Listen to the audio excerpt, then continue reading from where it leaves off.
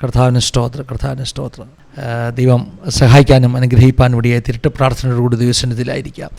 അനുഗ്രഹിക്കപ്പെട്ട ഈ നല്ല ഈവനിങ് സമയത്തെ ഓർത്ത് ദൈവത്തിന് സ്തോത്രം ചെയ്യുകയാണ്.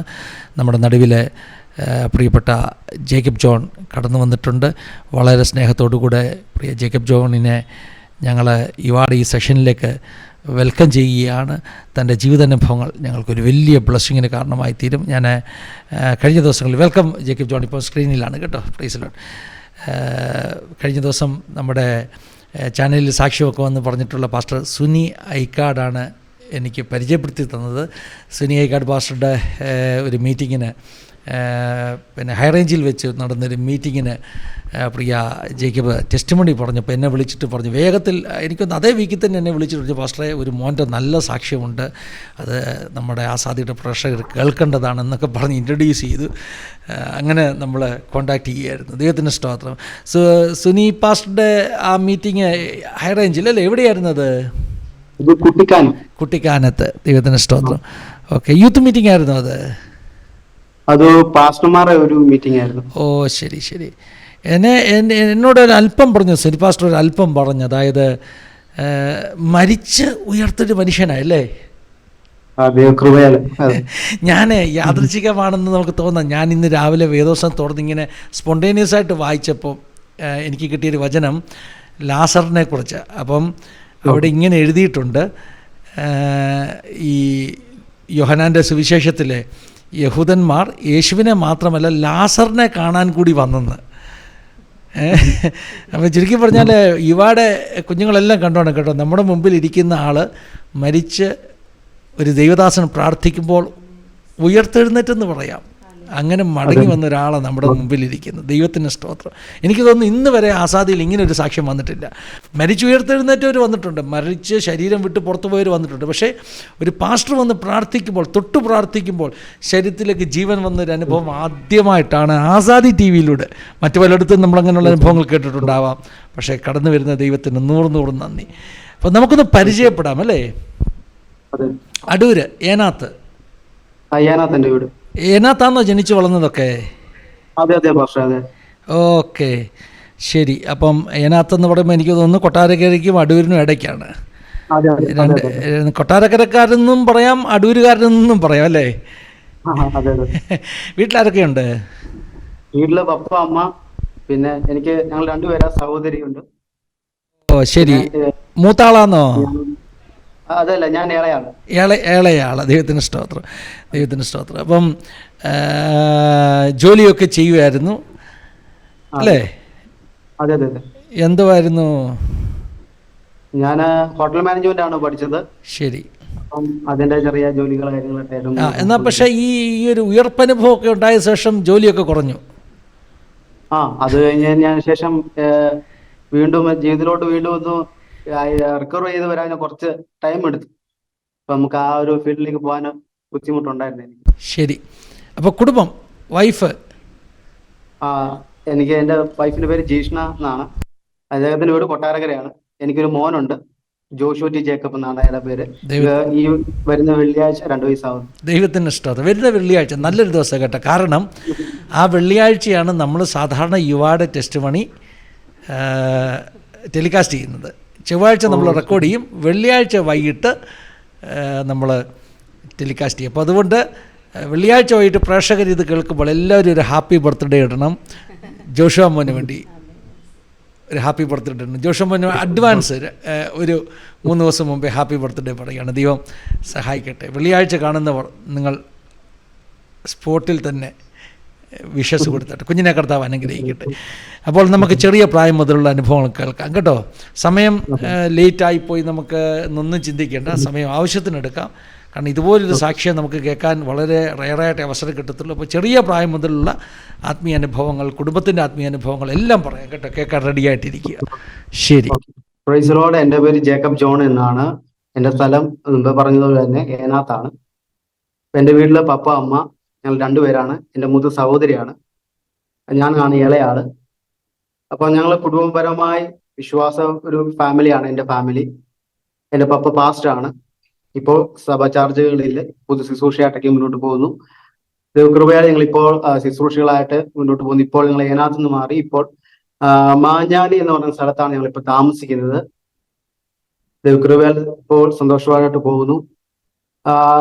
നമുക്ക് എന്റെ സാക്ഷ്യത്തിലേക്ക് കടക്കുമ്പോൾ ഒന്ന് രണ്ട് കാര്യങ്ങൾ ഞാൻ പറയാൻ ആഗ്രഹിക്കുന്ന ഒരു കാര്യം, നമ്മളെല്ലാവരും കുഞ്ഞായിരിക്കുന്ന സമയത്ത് നമുക്കെല്ലാം ഓരോ ആഗ്രഹങ്ങളുണ്ട്. എല്ലാവരും ഓരോ ആഗ്രഹങ്ങളുണ്ട്. ഓരോ കുഞ്ഞിന് അപ്പൊ നമ്മൾ 1-ാം ക്ലാസ്സിലോ 2-ാം ക്ലാസ്സിലോ പഠിക്കുന്ന കുഞ്ഞുങ്ങളോട് നമ്മൾ ചോദിച്ചാല് അവര് പറയും, നിനക്ക് എന്തോ ആകണം എന്ന് ചോദിച്ചാൽ അവർ പറയും എനിക്ക് ഡോക്ടർ ആവണമെന്ന് പറയും, എനിക്ക് എഞ്ചിനീയേഴ്സ് ആവണമെന്ന് പറയും, അല്ലെങ്കിൽ നേഴ്സ് ആവണമെന്ന് പറയും. അങ്ങനെ പലവിധമായിരിക്കുന്ന ആഗ്രഹങ്ങളാണ് ഓരോ മനുഷ്യനും ഉള്ളത്. അതിനുവേണ്ടിയാണ് അവരുടെ വിദ്യാഭ്യാസവും അവരുടെ ജീവിതവും മാറ്റി വെക്കുന്നത്. അങ്ങനെ എന്റെ ജീവിതത്തിൽ ഉണ്ടായിരുന്ന ഒരു ചെറിയ ആഗ്രഹം, എന്റെ ആഗ്രഹം എന്ന് പറയുന്നത് അമേരിക്കയിൽ പോകണമെന്നുള്ളതായിരുന്നു. എന്റെ ആഗ്രഹം. അപ്പം എന്റെ ഫാമിലി വെച്ച് നോക്കിക്കഴിഞ്ഞാൽ അതെനിക്ക് ഭയങ്കര ഒരു അസാധ്യമായിരിക്കുന്ന ഒരു കാര്യമാണ്. കാരണം എന്റെ ഫാമിലി ഒരു മിഡിൽ ക്ലാസ് ഫാമിലി. അപ്പം അമേരിക്കയിൽ പോകണമെന്ന് നോക്കിയാൽ ഒരു രീതിയിലും മാനുഷികമായി എനിക്കത് സാധ്യമല്ല.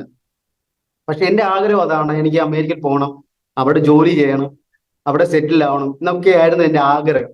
അതിനുവേണ്ടിയാണ് ഞാൻ പഠിച്ചത്. എന്റെ പ്രാരംഭ വിദ്യാഭ്യാസങ്ങളൊക്കെ കഴിഞ്ഞ ശേഷം ഞാൻ ഇതിന് തെരഞ്ഞെടുത്ത ഒരു മേഖല എന്ന് പറയുന്നത് ഹോട്ടൽ മാനേജ്മെന്റ് ആണ്. അപ്പൊ അതിന് ഞാൻ പ്രൈവറ്റ് ആയിട്ട് പഠിക്കാൻ പോയത് ചെങ്ങന്നൂർ എന്ന സ്ഥലത്താണ്. ചെങ്ങന്നൂര് ഗുഡ് ഷിപ്പർ എന്ന് പറഞ്ഞ കോളേജിലാണ് ഞാൻ പഠിച്ചത്. അത് കഴിഞ്ഞ ശേഷം ഞാൻ ഭവനത്തിൽ ഇങ്ങനെ ആയിരിക്കുന്ന സമയത്ത് ഞാൻ ചർച്ചിലൊക്കെ ഇങ്ങനെ പാട്ട് പാടാനൊക്കെ പോകും. അപ്പൊ അങ്ങനെ ഒരു ചർച്ചിൽ ചെന്ന സമയത്താണ് അവിടെ ഒരു ബ്രദറെ കണ്ടു പരിചയപ്പെട്ടു. അദ്ദേഹം വഴിയാണ് എനിക്ക് ഗവൺമെന്റിന്റെ KTDC എന്ന് പറയുന്ന ഒരു കോഴ്സ് പഠിക്കാൻ കിട്ടി. അപ്പം അദ്ദേഹം പറയുകയും ചെയ്തു എൻ്റെ അടുത്ത്, എടാ നിന്റെ ഇങ്ങനെ ആഗ്രഹം ഇങ്ങനെ ആയതുകൊണ്ട് നിനക്ക് ഇത് പഠിച്ചാൽ നിനക്ക് ഭയങ്കര ഒരു ഗുണമുണ്ട്. കാരണം ഇതിൽ വഴി നിങ്ങൾക്ക് ഫോറിൻ നാടുകളിലേക്ക് പോകാനുള്ള ഒരു സാധ്യത ഇതിൽ കിട്ടുവാൻ ഇടയാത്തിരും. അല്ലെങ്കിൽ ഒന്നുകിൽ ഷിപ്പിലായിരിക്കും, ചിലപ്പോൾ നിനക്ക് മറ്റുള്ള കൺട്രിയിൽ പോകാൻ ഇടയാകും, അല്ലെങ്കിൽ മറ്റുള്ള ബന്ധങ്ങൾ നിനക്ക് കിട്ടും എന്ന് പറയാൻ ചെയ്തു. അപ്പൊ ഞാൻ നല്ലൊരു ആഗ്രഹമാണ് അല്ലെങ്കിൽ നല്ലൊരു ഓപ്പർച്യൂണിറ്റി ആണെന്ന് വിചാരിച്ചിട്ട് ഞാൻ അവിടെ കടന്നുപോയി. ഞാൻ തിരുവനന്തപുരത്ത് മസ്കറ്റ് റോഡിലാണ് ഞാൻ പഠിച്ചത്. 3 month കോഴ്സാണ്. അത് കഴിഞ്ഞ ശേഷം അവിടെ ട്രെയിനിങ് ഉണ്ട്, അവിടെ എക്സാം ഉണ്ട്. എക്സാം കഴിഞ്ഞ ശേഷം നമുക്ക് ഓഫറുകളൊക്കെ ഉണ്ട്. അത് ഒന്ന് രണ്ട് നമുക്ക് ഈ എക്സാമിന് നമുക്ക് മാർക്ക് കിട്ടുന്ന അനുസരിച്ചാണ് നമുക്ക് ഫോറിൻ നാട്ടിലോട്ടുള്ള നമുക്ക് ഇത് കിട്ടുന്നത്, അതായത് വേക്കൻസികളൊക്കെ കിട്ടുന്നത്. അപ്പൊ ഞാൻ അവിടെ അങ്ങനെ കടന്നുപോയി അവിടെ പഠിക്കാൻ ഇടയായി തീർന്നു. ഈ പഠിക്കുന്ന സമയങ്ങളെല്ലാം ഞാൻ ഈ പ്രാരംഭമായിരിക്കുന്ന വിദ്യാഭ്യാസം തൊട്ട് അല്ലെങ്കിൽ എൻ്റെ ഒരു കുഞ്ഞു പരുവം തൊട്ട് രോഗം എന്ന് പറയുന്ന ഒരു അവസ്ഥ എന്നെ വളരെയധികമായി എന്നെ പിന്തുടർന്നുകൊണ്ടേയിരുന്നു.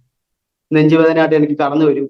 അപ്പോഴൊക്കെ ഇതിനൊന്നും ഞാൻ കാര്യമാക്കത്തില്ല. കാരണം ഇതൊന്നും എന്നെ അലട്ടുന്നില്ല. കാരണം എൻ്റെ ആഗ്രഹം എങ്ങനെയെങ്കിലും എനിക്ക് അമേരിക്കയിൽ പോകണം എന്നുള്ളതാണ്. അമേരിക്കയിൽ പോകണം അതാണ്. അപ്പൊ എൻ്റെ ഈ രോഗം കടന്നു വരുന്ന സമയത്ത് ഞങ്ങൾ അടുത്തുള്ള ഹോസ്പിറ്റലിൽ കൊണ്ട് കാണിക്കും, അവിടെ ട്രീറ്റ്മെന്റ് ചെയ്യും, ടാബ്ലറ്റ് കാര്യങ്ങളൊക്കെ കഴിക്കും, വീട്ടിൽ റെസ്റ്റ് ചെയ്യും.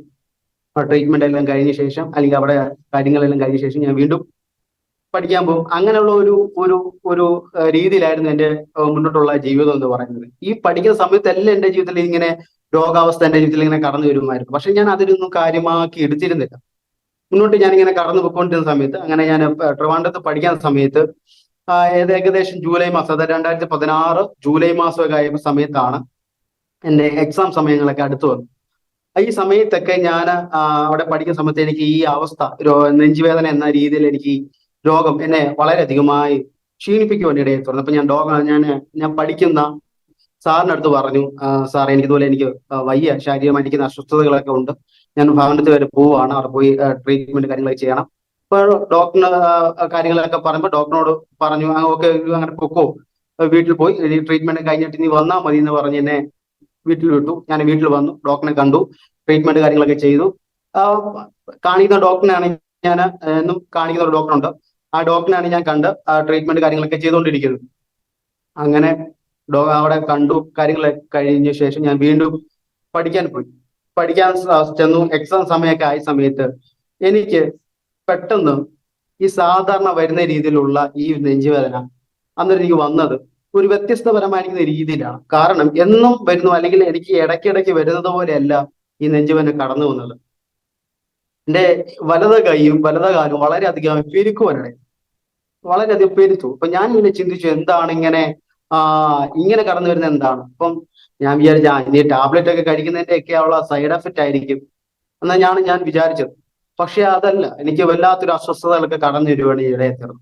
അങ്ങനെ വീണ്ടും ഞാൻ ഭവനത്തിൽ വന്നു, ട്രീറ്റ്മെന്റ് ഒക്കെ ചെയ്തു. ഞാൻ വീട്ടിലിരിക്കുന്ന സംസാരം അപ്പൊ എനിക്ക് ചെറുതായിട്ട് ഒരു ഭേദമുണ്ട്.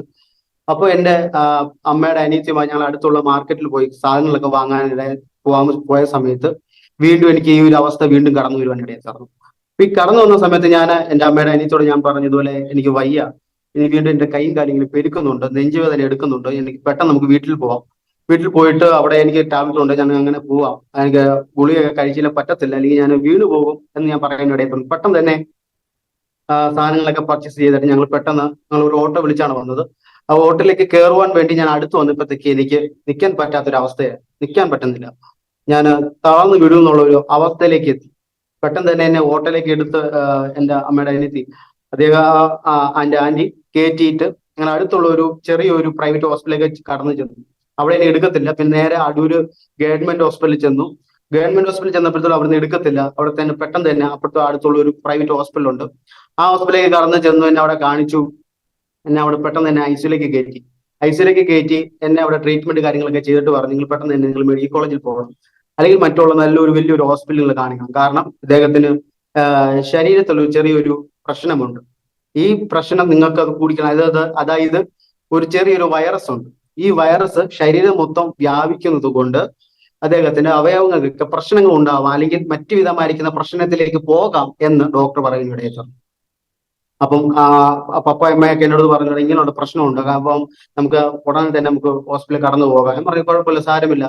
അങ്ങനെ ഞങ്ങൾ പറഞ്ഞു. ഇവിടെ ട്രീറ്റ്മെന്റ് ഒക്കെ ചെയ്തു, വീണ്ടും വന്നു. എന്റെ എക്സാം സമയമായി. അപ്പോഴത്തേക്ക് ഞാൻ ട്രിവാൻഡ്രത്തേക്ക് കടന്നുപോയി, എക്സാം എഴുതി. നല്ല മാർക്കോടെ ഞാൻ പാസ്സാകുവാൻ ഇടയെ തീർന്നു. അപ്പൊ ഞാൻ വിചാരിച്ചു, അപ്പോൾ എനിക്ക് ഒരു ഓഫർ കിട്ടി, ഷിപ്പിലേക്ക് എനിക്കൊരു ഓഫർ കിട്ടുവാൻ ഇടയെ തീർന്നു. അപ്പൊ ഞാൻ വിചാരിച്ചു എന്റെ ആഗ്രഹം അവിടെ സഫലമാകാൻ പോവുക എന്നുള്ള ഒരു ചിന്ത എന്നെ ഭരിക്കാനായിട്ട് ഞാൻ ഭയങ്കര സന്തോഷത്തിലായിരുന്നു. എന്റെ മാതാപിതാക്കളും എന്റെ ഫാമിലി എല്ലാവരും വളരെ സന്തോഷത്തോടെ ആയി. കാരണം ഇതുപോലെ എനിക്കൊരു ഓഫർ കിട്ടും. ഞാൻ കുഞ്ഞിലെ മുതലേ ഞാൻ ആഗ്രഹിച്ച ഒരു ഓഫറാണ്, അല്ലെങ്കിൽ കുഞ്ഞിലെ മുതലേ എന്റെ ഒരു ആഗ്രഹമായിരുന്നു ഫോറിൻ നാട്ടിൽ കടന്നു പോകണം എന്നുള്ളത്. അത് എനിക്ക് കിട്ടാൻ പോകുന്നു എന്നുള്ള ഒരു സാധ്യത വന്നപ്പോൾ വളരെ അധികമായി സന്തോഷിപ്പാൻ ഞാൻ ഇടയെ തീർന്നു. അങ്ങനെ ഭവനത്തിൽ ഞാൻ കടന്നു വന്നു. ഭവനത്തിൽ ഇരിക്കുന്ന സമയത്ത് ചെറുതായിട്ട് എനിക്കൊരു ജലദോഷം കടന്നു വന്നു. ഈ ജലദോഷം കടന്നു വന്ന സമയത്ത് വീണ്ടും എന്റെ ഈ വലത് കൈയും വലത് കാലും ചെറുതായിട്ട് വീണ്ടും പെരുക്കുവാൻ തുടങ്ങിയിട്ട് അത് ആ പെരുപ്പ് മാറിയിട്ട് അസഖ്യമായിരിക്കുന്ന വേദനയിലേക്ക് മാറുവാൻ ഇടയെത്തും. വേദന ഇങ്ങനെ ഭയങ്കരമായിരിക്കുന്ന വേദനയാണ്, നമുക്ക് സഹിക്കാൻ പറ്റാത്തതായിരിക്കുന്ന വേദനയാണ്. അങ്ങനെ ഫസ്റ്റിൽ ഈ വേദന വന്നിട്ട് ഒരു വല്ലാത്തൊരു കട്ട് കഴയ്ക്കുന്ന മാതിരിയുള്ള രീതിയിലുള്ള വേദനയാണ്. ഈ വേദന കടന്നു വന്ന ശേഷം എന്റെ വലത കൈയുടെ ചലനശേഷി നഷ്ടപ്പെടുവാൻ ഇടയെത്തും. എന്നിട്ട് ഞാൻ കൈയെടുത്ത് പൊക്കാൻ നോക്കുന്നുണ്ട്, പക്ഷെ എനിക്ക് പൊക്കാൻ കഴിയുന്നില്ല. അപ്പൊ ഞാൻ ചിന്തിച്ചത് എന്താണ് ഇങ്ങനെ സംഭവിക്കുന്നത്. ഇപ്പം അപ്പോഴും ഞാൻ ചിന്തിക്കുന്ന ഒരു കാര്യം എന്ന് പറഞ്ഞാൽ, ഈ അത്രമാത്രം ഞാൻ ആന്റിബയോട്ടിക്കും മറ്റുള്ള ഇഞ്ചക്ഷനും കാര്യങ്ങളൊക്കെ ഞാൻ ചെയ്യുന്നുണ്ട്, അതിൻ്റെതായിരിക്കും എന്നാണ് ഞാൻ ചിന്തിച്ചത്. ഞാൻ അങ്ങനെ ഞാൻ ചിന്തിച്ചു. പക്ഷെ അതല്ല എന്റെ ജീവിതത്തിൽ നടക്കുന്നത്. ഞാൻ പ്രതീക്ഷിക്കുന്നതും ഞാൻ ചിന്തിക്കുന്നതിന് അപ്പുറമായിട്ട് എന്റെ ജീവിതത്തിൽ രോഗത്തിന്റെ വലുതായിരിക്കുന്ന ആ ഒരു ഒരു അവസ്ഥ എന്റെ ജീവിതത്തിൽ കൂടുവാൻ ഇടയായി തീർന്നു. അങ്ങനെ എന്റെ വലത കാൽ തളർന്നു, ഇടത കൈ തളർന്നു, ഇടത കാൽ തളർന്നു, കഴുത്തിന്റെ താഴോട്ട് മൊത്തം തളരുവാൻ ഇടയായി തീർന്നു. അങ്ങനെ ഞാൻ ആഗ്രഹിച്ചിരുന്ന, അല്ലെങ്കിൽ ഞാൻ എത്തിപ്പെട്ടിരുന്ന, അല്ലെങ്കിൽ ഞാൻ ആഗ്രഹിച്ച, എന്റെ ജീവിതത്തിൽ ഞാൻ ആഗ്രഹിച്ച ആഗ്രഹം എന്റെ ജീവിതത്തിൽ സഫലമാകുന്ന നിമിഷങ്ങൾ കടന്നു വന്നപ്പോൾ എനിക്ക് അതിലേക്ക് കടന്നു പോകാൻ കഴിയാതായി പോയി. ഞാൻ ഭവനത്തിൽ എന്റെ കുഞ്ഞു വീട്ടില്, എന്റെ കുഞ്ഞു മുറിയില് ഞാൻ ഏകാന്തനായി മാറുവാൻ ഇടയ്ക്ക് തീർന്നു. അപ്പം പപ്പ വരുന്നുണ്ട്, അമ്മ വരുന്നുണ്ട്, എന്നെ മറ്റുള്ളവർ, എന്റെ ബന്ധുക്കാരെല്ലാം വന്ന് എന്നെ ആശ്വാസവാക്ക് പറയുന്നുണ്ട്. പക്ഷെ എന്റെ മനസ്സിന് എനിക്ക് അതൊന്നും ആശ്വാസമായി തീർന്നില്ല എന്നുള്ളത് തന്നെ സത്യം ഞാൻ പറയുന്നിടയായിട്ടുണ്ട്. കാരണം എന്നെ മനസ്സിന് ഒരു ശാന്തത എനിക്ക് കിട്ടുവാൻ ഇടയായിത്തീരുന്നില്ല. ഞാൻ അങ്ങനെ ദൈവസ്ഥാനത്തിൽ ഇങ്ങനെ ചിന്തിപ്പാനും ഞാൻ ഇങ്ങനെ ഒരുപാട് പൊട്ടിക്കരയാൻ ഇടയായിത്തീർന്നു. കർത്താവ്, എന്തുകൊണ്ട് എന്റെ ജീവിതത്തിൽ ഇങ്ങനെ സംഭവിച്ചു? ഞാൻ ദൈവസ്ഥാനത്തിൽ പാടുന്നുണ്ട്, ഞാൻ ദൈവസ്ഥാനത്തിൽ പ്രാർത്ഥിക്കുന്നുണ്ട്, ഞാൻ ദൈവസ്ഥാനത്തിൽ നിൽക്കുന്നുണ്ട്, എന്റെ ഫാമിലി ഇത് ഇങ്ങനെയാണ്, എന്റെ പപ്പ ഒരു ദേവദാസനാണ്, എന്റെ അമ്മ ഒരു ദേവദാസിയാണ്, ഞാൻ ദൈവ വഴി വിട്ട് ഞാൻ എങ്ങും പോയിട്ടില്ല. പക്ഷെ എന്തുകൊണ്ട് എന്റെ ജീവിതത്തിൽ ഇങ്ങനെ കടന്നു വന്നു എന്നുള്ളത് ഞാൻ ചിന്തിപ്പാൻ ഇടയത്തുള്ളൂ. പക്ഷെ ഇപ്പോൾ ഞാൻ ചിന്തിക്കുന്ന ഒരു കാര്യമുണ്ട്. നമ്മുടെ ഓരോ ആഗ്രഹങ്ങളും നമ്മുടെ ജീവിതത്തിൽ ഉണ്ടെങ്കിൽ പോലും നമ്മൾ മാതാപിതാക്കളായിരിക്കുന്ന നമ്മൾ ഓരോരുത്തർക്കും നമ്മുടെ മക്കളെ കുറിച്ച് നമുക്കൊരു ആഗ്രഹമുണ്ട്, നമുക്കൊരു ലക്ഷ്യമുണ്ട്. ഇന്നതായി തീർക്കണം, അവർ ഇന്നതാക്കി തീർക്കണം എന്നുള്ള ഒരു ലക്ഷ്യം നമുക്കുണ്ട്. പലപ്പോഴും ഒരു പക്ഷേ നമ്മൾ അതിലേക്കായിരിക്കും നമ്മൾ അവരെ നമ്മൾ വളർത്തിക്കൊണ്ടുവരുന്നത്, അല്ലെങ്കിൽ നമ്മൾ അതിലേക്കായിരിക്കും നമ്മളെ മാറ്റിക്കൊണ്ടുവരുന്നത്. അപ്പോൾ അവർക്ക് ചെറുതായിരിക്കുന്ന പ്രയാസങ്ങളും ദുഃഖങ്ങളും ഭാരങ്ങളും അവിടെ ജീവിതത്തിൽ കടന്നു വരാം. എന്ന് പറഞ്ഞ പോലെയാണ് അമേൻ. ഇത് ആത്മീയ ശുശ്രൂഷ ആയതുകൊണ്ട് വചനത്തിൽ നിന്നും ഞാൻ കുറച്ച് കാര്യങ്ങൾ പറയാൻ ഇടയായിത്തീരുന്നു. അമ്മേ സ്തോത്രം. നമുക്കും നമ്മുടെ സ്വർഗസ്വനായിരിക്കുന്ന ദൈവം നമ്മളെ കുറിച്ച് ഇങ്ങനെയാണ് ചിന്തിക്കുന്നത്. ദൈവത്തിന് നമ്മളെ കുറിച്ച് ഒരു മാസ്റ്റർ പ്ലാൻ ഉണ്ട്, എങ്ങനായി തീരണം. ഇപ്പൊ ജേക്കബ് എന്നായിരിക്കുന്ന ഞാൻ എങ്ങനായി തീരണം എന്നുള്ളത് ദൈവത്തിന് ഒരു പദ്ധതിയുണ്ട്, ദൈവത്തിന് ഒരു പ്ലാൻ ഉണ്ട്. അതിൻ പ്രകാരമേ നമ്മുടെ ജീവിതത്തിൽ നടക്കുവാൻ ഇടയെത്തിയിട്ടുള്ളൂ. പക്ഷെ എന്റെ ജീവിതത്തിലെ ആഗ്രഹം, എന്റെ മാനുഷികമായിരിക്കുന്ന ജീവിതത്തിൽ എന്റെ ആഗ്രഹം ഇങ്ങനെയായിരുന്നു. പക്ഷെ എനിക്കത് കടന്നു പോകാൻ കഴിഞ്ഞില്ല. ഞാൻ എന്റെ ഭവനത്തിൽ എന്റെ മുറിയിൽ കിടക്കുന്ന സമയത്ത് ഞാൻ മുറ്റത്തേക്ക് നോക്കുമ്പോൾ എന്റെ അമ്മ നടക്കുന്നു, എന്റെ പപ്പ നടക്കുന്നു, എന്റെ സഹോദരി നടക്കുന്നു, എന്റെ ബന്ധുമിത്രാദി നടക്കുന്നു. പക്ഷെ എനിക്ക് മാത്രം നടക്കാൻ കഴിയുന്നില്ല, എനിക്ക് മാത്രം മറ്റൊന്നും കാര്യങ്ങൾ ചെയ്യുവാൻ കഴിയുന്നില്ല. പക്ഷെ എനിക്കൊരു ഗ്ലാസ് വെള്ളം എടുത്ത് കുടിക്കാൻ പോലും കഴിയാത്തൊരവസ്ഥ എന്റെ ജീവിതത്തിൽ കടന്നു വരുവാൻ ഇടയെത്തിയിരുന്നു. അമ്മേൻ. അപ്പൊ ഞാൻ എന്റെ പപ്പയുടെ അമ്മയുടെ സഹായമില്ലാതെ വണ്ണം എനിക്ക് ഒരു കാര്യം ചെയ്യുവാൻ കഴിയാത്തൊരവസ്ഥ എന്റെ ജീവിതത്തിൽ വരുന്നു. അപ്പൊ ഞാൻ ഒരുപാട് തവണ ഞാൻ പൊട്ടിക്കരയുന്നിടയെ തുറന്നു. എന്റെ ജീവിതം ഈ ഒരു കട്ടിലിൽ, അല്ലെങ്കിൽ എന്റെ ഈ കിടക്കയില് എന്റെ ജീവിതം അവസാനിച്ചു എന്നൊക്കെ ഞാൻ എന്റെ മനസ്സിൽ കരുതി. ഒരുപാട് പേര് എന്റെ വീട്ടിൽ കടന്നു വന്ന് എനിക്ക് വേണ്ടി പ്രാർത്ഥിക്കുന്നുണ്ട്.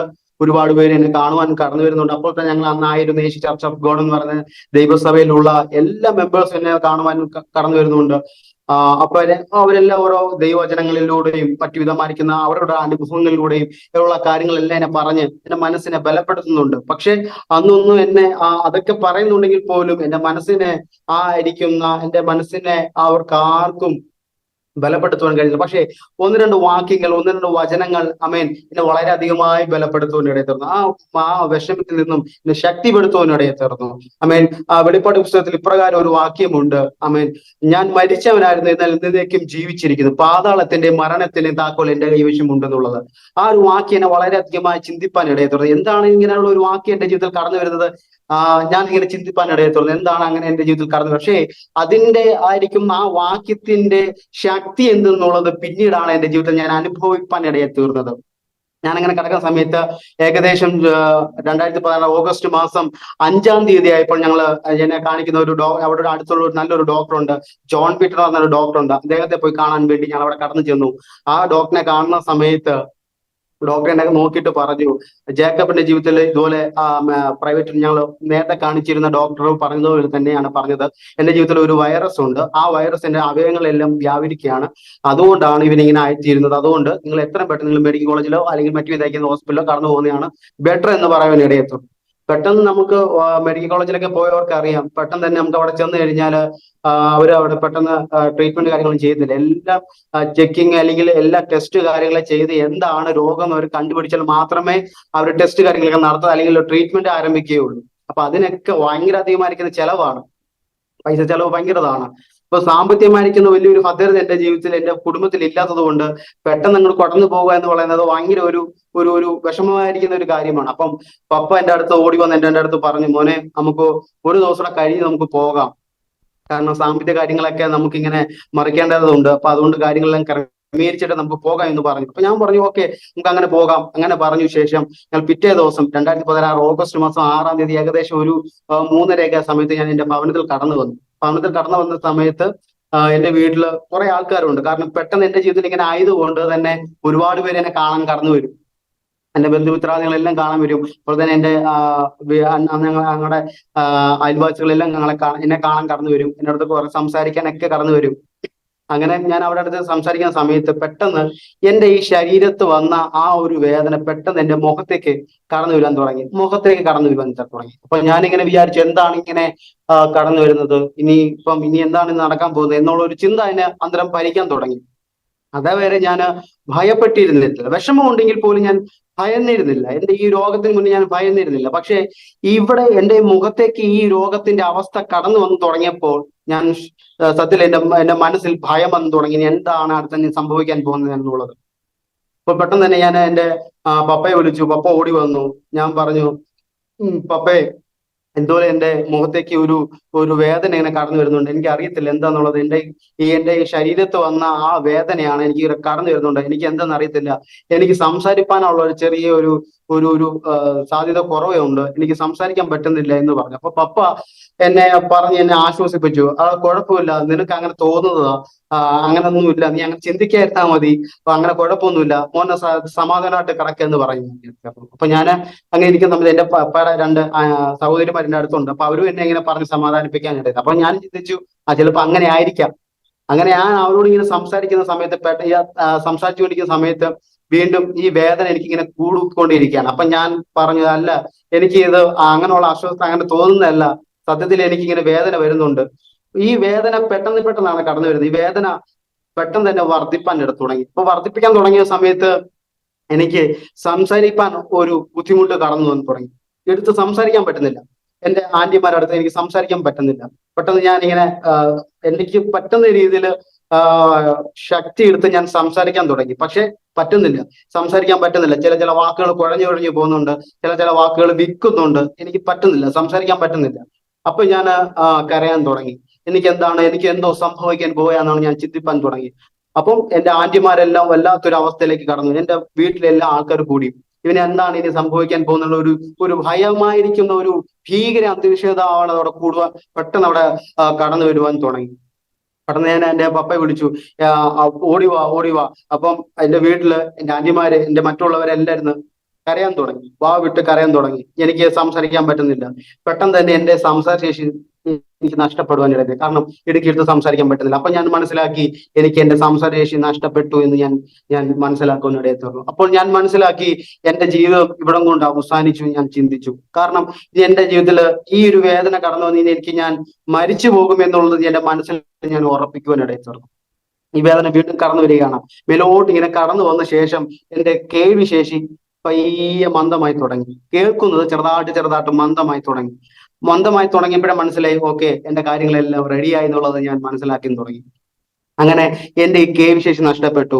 അങ്ങനെ എന്റെ കാഴ്ചശേഷിയിലേക്ക് എന്റെ കാഴ്ച മങ്ങുവാൻ തുടങ്ങിയപ്പോഴത്തേക്കും ഞാൻ വിചാരിച്ചു, ഇനി എല്ലാവരും നോക്കി ഒന്ന് ചിരിച്ചേക്കാം. കാരണം അവസാനത്തെ നോട്ടമല്ലേ, എല്ലാവരും നോക്കി ഒന്ന് ചിരിച്ചേക്കാന്ന് വിചാരിച്ചിട്ട് ഞാൻ എല്ലാവരും നോക്കി ചിരിച്ചു. കരയാണ്, ഞാൻ പൊട്ടിക്കരയാണ്. പക്ഷെ എല്ലാവരും നോക്കി ഞാനൊന്ന് ചിരിച്ചു, പുഞ്ചിരിച്ചിട്ട് അമ്മേൻ ഈ ഒരു വേദന എനിക്ക് മേലേക്ക് കടന്നു വന്ന ശേഷം എന്റെ ഈ തലച്ചോറിലേക്ക് കടന്നു വന്ന് എനിക്ക് ഷോക്ക് അടിക്കുന്ന ഒരു അനുഭവം മാത്രമേ എനിക്ക് അറിയത്തുള്ളൂ. ബാക്കി കാര്യങ്ങളെല്ലാം എനിക്ക് പറഞ്ഞത് എന്റെ ജീവിതത്തിൽ അനുഭവിച്ചതും എന്റെ ജീവിതത്തിൽ കടന്നു വന്നതായിരിക്കുന്ന എല്ലാ കാര്യങ്ങളും ഞാൻ എന്റെ പപ്പ, അമ്മ, എന്നെ നോക്കിയിരുന്ന ഡോക്ടർ, അവിടെ ഞാൻ ഇരുന്ന എന്റെ നേഴ്സുമാര്, അപ്പോൾ തന്നെ അവരുടെ സെക്യൂരിറ്റീസ്, അപ്പോൾ തന്നെ എന്റെ അടുത്ത് അന്നായിരുന്ന എന്റെ രോഗികൾ, എല്ലാവരും ആ ബാക്കി കാര്യങ്ങൾ എനിക്ക് പറഞ്ഞു തന്നത് എന്റെ ജീവിതത്തിൽ എന്താണ് നടന്നെന്നുള്ളത്. ഞാൻ പെട്ടെന്ന് തന്നെ വീട്ടിൽ നിലവിളി ഉയരുവാൻ ഇടയായി തീർന്നു. അപ്പോ പെട്ടെന്ന് തന്നെ എന്റെ പപ്പയുടെ ചേട്ടന്റെ കാറിനകത്ത് പെട്ടെന്ന് മെഡിക്കൽ കോളേജിലേക്ക്, ട്രിവാൻഡ്രം മെഡിക്കൽ കോളേജിലേക്ക് കൊണ്ടുപോകാൻ ഇടയായി തീർന്നു. പെട്ടെന്ന് തന്നെ ഞാൻ അവിടെ കടന്നു ചെന്നു. രാത്രി ഒരു 8:30 സമയത്ത് ഞങ്ങൾ അവിടെ കടന്നു ചെന്നു. അവിടെ അന്നേരം ട്രിവാൻഡ്രം മെഡിക്കൽ കോളേജിൽ പോയവർക്ക് അറിയാം, ഭയങ്കര തിരക്കാണ്. പെട്ടെന്ന് തന്നെ എന്നെ ആ സ്ട്രെച്ചറിനകത്ത് പെട്ടെന്ന് കാഷ്വാലിറ്റി അകത്തോട്ട് കയറ്റിയിട്ട് ഡോക്ടർ വന്നു എന്നെ ചെക്ക് ചെയ്ത കാര്യങ്ങളൊക്കെ ചെയ്തു. എന്റെ BP കുറഞ്ഞു, എന്റെ ഹാർട്ടിന്റെ നില കുറഞ്ഞു വരികയാണ്, പൾസ് ചെറുതായിട്ടായി തുടങ്ങി. പെട്ടെന്ന് തന്നെ അവരെ എന്നെ ഐസിയിലേക്ക് കയറ്റി. കാര്യം കുറച്ചു നേരം ഒരു 5-10 മിനിറ്റ് കഴിഞ്ഞിട്ട് ഡോക്ടർ ഇറങ്ങി വന്നിട്ട് എന്റെ പപ്പയോട് പറഞ്ഞു, ജേക്കബിന്റെ ആളാരെ ഇവിടെ ഇരിപ്പുണ്ടോ ചോദിച്ചു. അപ്പം പപ്പ വന്നു, അതെ ആണെന്ന് പപ്പയാന്ന് പറഞ്ഞു.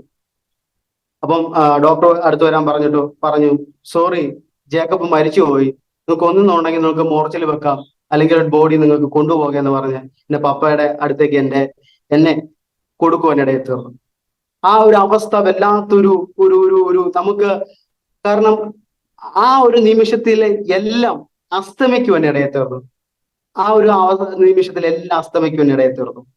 എന്റെ അമ്മ ഇത് കേട്ടോണ്ട് നിൽക്കുകയായിരുന്നു. എന്റെ അമ്മ പെട്ടെന്ന് തന്നെ ഈ വാർത്ത അറിഞ്ഞപ്പം എന്റെ അമ്മയുടെ ഒരു മാനസികമായിരിക്കുന്ന നില പെട്ടെന്ന് മാറുവാനിടയെ തുടർന്നു. അമ്മ ഇറങ്ങി പോകാനുള്ള ഒരു രീതിയിൽ തുടങ്ങുന്നു.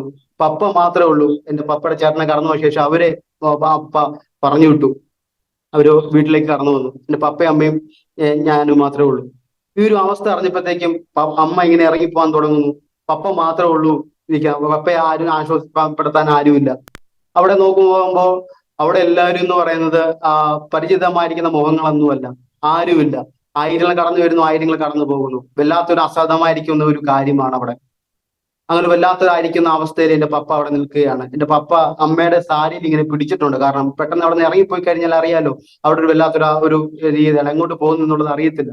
പെട്ടെന്ന് ഒരു മാനസികമായിരിക്കുന്ന ഒരു രീതി നിൽക്കുന്നത് കൊണ്ട് ആ ഒരു നിലയിൽ എന്നെ എന്റെ പപ്പ വാങ്ങി സ്ട്രെച്ചറിൽ ഇങ്ങനെ വരാന്തര ഇവിടെ ഇങ്ങനെ നിർത്തിയേക്കാണ്. അപ്പം ഡോക്ടർ കൂടെ പറയുന്നുണ്ട്, നിങ്ങൾ പെട്ടെന്ന് മാറ്റ്, ബോഡി മാറ്റ് എന്ന് പറഞ്ഞ് മാറ്റുന്നുണ്ട്. പക്ഷേ അവിടെ പപ്പ ഇങ്ങനെ എന്നെ മാറ്റി ഇങ്ങനെ കിടത്തിയേക്കുകയാണ്. ഇങ്ങനെ ഇരിക്കുന്ന സമയത്താണ് അവിടെ ഒരു ദൈവത്തിന്റെ സാന്നിധ്യം ഇറങ്ങുവാൻ ഇടയായി തീർന്നത്. അമ്മേൻ, ഞാൻ വിശ്വസിക്കുന്ന ഒരു കാര്യമുണ്ട്. അമ്മേൻ, നമ്മുടെയൊക്കെ നമ്മുടെ ഒരു ആഗ്രഹം, അല്ലെങ്കിൽ നമ്മുടെ ഒരു അവസ്ഥ, നമ്മുടെ ഒരു സിറ്റുവേഷനിൽ നമ്മൾ പലപ്പോഴും നമ്മുടേതായിരിക്കുന്ന രീതിയിൽ നമ്മൾ നോക്കാറുണ്ട്. പലപ്പോഴും നമ്മുടെ രീതിയിൽ നോക്കും. പക്ഷെ അതെല്ലാം അസ്തമിച്ച് കഴിയുമ്പോഴാണ് നമ്മൾ ദൈവസന്നിധിയിലേക്ക് നമ്മൾ വരുന്നത്, അല്ലെങ്കിൽ ദൈവസന്നിധിയോട് നമ്മൾ പ്രാർത്ഥിക്കുന്നത്. അങ്ങനെയാണ് ദൈവവും പ്രവർത്തിക്കുന്നത്. നമ്മളെ കൊണ്ട് കഴിയുന്നത് ഒരു പരിധിയുണ്ട്. ആ പരിധി വിട്ട് കഴിയുമ്പോഴാണ് ദൈവത്തിന്റെ പ്രവൃത്തി വെളിപ്പെടുന്നത്. എന്റെ രോഗത്തിന് മുന്നില് വൈദ്യശാസ്ത്രം തോറ്റു. എന്റെ രോഗത്തിന് മുന്നില് മെഡിക്കൽ സയൻസ് തോറ്റു. എന്റെ ജീവനെ രക്ഷിക്കാൻ അവർക്ക് ആർക്കും കഴിഞ്ഞില്ല.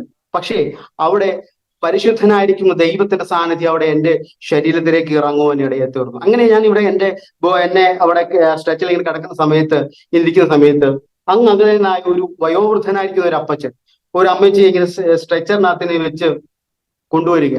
അതിന്റെ അടുത്ത് വന്നിട്ട് എന്നെ ഇങ്ങനെ സൂക്ഷിച്ചിങ്ങനെ നോക്കിയിട്ട് പപ്പയോട് ചോദിച്ചു, എന്നാച്ചും ചോദിച്ചു.